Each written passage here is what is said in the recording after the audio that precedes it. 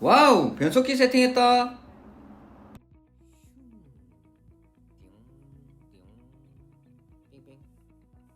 안녕하세요, 덕스바이크의 덕스비입니다.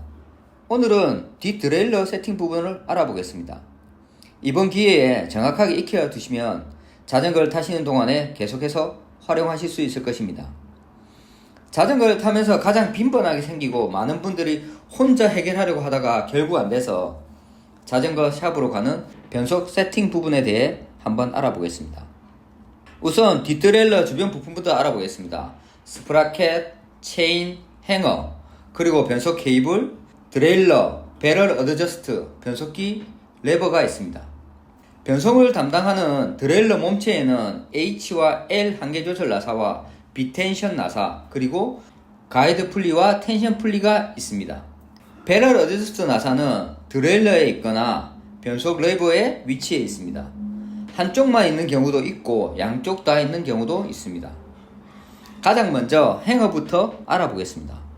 많은 분들이 변속이 잘 안되면 우선 드레일러부터 살펴보시는데 이 행어 부분이 아주 변속에 중요한 역할을 하는 부품입니다. 행어는 자전거 몸체와 드레일러를 연결하는 부품으로 쉽게 부러지도록 설계되어 있습니다. 왜 쉽게 부러지도록 해놓았을까요? 이유는 자전거가 넘어졌을 때 쉽게 부러져 드레일러와 프레임을 충격으로부터 보호하는 역할을 합니다. 만약 드레일러가 자전거 몸체에 바로 연결되어 있다면 드레일러와 자전거 몸체 둘 다 충격에 의해 큰 손상을 입게 됩니다. 비용도 비용이지만 자전거를 타지 못할 수도 있습니다. 이를 방지하기 위해서 행어라는 부품이 존재합니다. 따라서 행어는 다른 부품에 비해 약하고 충격에 쉽게 변형되거나 부러질 수 있습니다. 이 부분을 반드시 기억해 주십시오. 그럼 자전거 변속 원리는 어떻게 될까요? 먼저 고단에서 저단으로 변속을 하면서 설명해 보겠습니다. 변속 레버를 한번 누르면 케이블이 당겨지면서 드레일러가 한 칸 안쪽으로 움직이고 체인을 다음 스프라켓으로 이동시키는 원리입니다. 저단으로 올라가는 변속은 케이블 텐션이 팽팽하게 당겨져야 다음 기어 방향으로 이동이 가능합니다. 너무 텐션이 강하면 한 번에 위로 두 칸 올라갈 때도 있습니다. 만약 가장 큰 스프라켓까지 올라갔는데도 변속 레버를 작동하면 이렇게 드레일러가 움직이게 되면 체인이 스프라켓을 넘어 안쪽으로 들어가게 되고 심각한 문제가 발생하게 됩니다. 이렇게 체인이 더 이상 위로 넘어가지 못하도록 하는 것이 한계 조절 나사 L의 역할입니다. 반대로 더 이상 아래로 내려오지 못하도록 하는 것이 한계 조절 나사 H의 역할입니다. L과 H 한계 조절 나사로 드레일러와 체인이 이동하는 한계 범위를 제한할 수 있습니다. 여기 보이는 비텐션 나사는 특별한 경우가 아니면 건드릴 필요가 없습니다. 부품 업그레이드나 변경으로 여기 보이는 가이드 풀리와 스프라켓이 너무 가까워 닿거나 소리가 나는 경우 살짝 조정해서 그 간격을 넓혀주시면 됩니다. 두 번째 큰 콕으로 이동해서 풀리가 너무 가까우면 비텐션 나사를 시계 방향으로 돌려주면 풀리와 간격이 점점 멀어집니다. 반대로 돌리면 점점 가까워집니다. 자전거 변속 문제가 생기면 우선 이 세 가지를 먼저 확인해 보십시오. 변속 트러블을 해결한다고 드레일러부터 조정하시면 안됩니다. 변속이 안되는 원인이 무엇인지 우선 알아보고 조치를 취해야 합니다. 우선 체인과 스프라켓 마모를 체크해 주십시오. 체인이 늘어나거나 스프라켓 마모가 심한 경우는 변속이 이전처럼 자연스럽게 되지 않습니다. 체인은 체인 체커로 확인해 주십시오. 스프라켓은 여기 보이는 톱니 모양이 뾰족하게 되면 마모가 심하게 진행된 것입니다. 그리고 케이블 상태를 한번 점검해 주십시오. 케이블의 겉선과 속선이 손상이 되었는지 확인해 주십시오. 손상된 부분은 교체하고 다시 변속을 확인해 주십시오. 그리고 마지막으로 행어를 살펴보십시오. 충격으로 인해 행어가 약간 휘었거나 변형이 생겼는데도 그걸 모르고 계속 변속기 세팅만 하는 경우가 많습니다. 앞의 세 가지 모두 문제가 없고 지금까지 잘 타고 있었는데 어느 순간 변속이 되지 않는다면 이유는 케이블 장력 때문인 경우가 많습니다.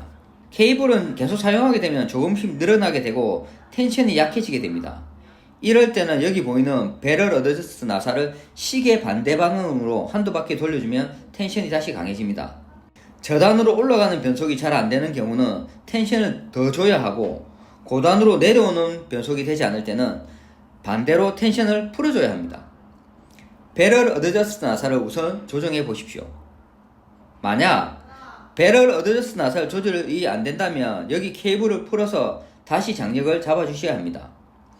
우선 체인을 맨 아래 고단으로 변경하고 배럴 어드저스트를 끝까지 잠가줍니다. 그리고 케이블 고정 너트를 풀고 케이블을 다시 살짝 당겨 고정해줍니다. 그리고 변속을 진행해서 자연스럽게 한 번에 착 올라가도록 배럴 어드저스트를 조절해줍니다. 반응이 느리면 배럴 어드저스트를 시계 반대 방향으로 한두 바퀴 돌려 텐션을 올려줍니다.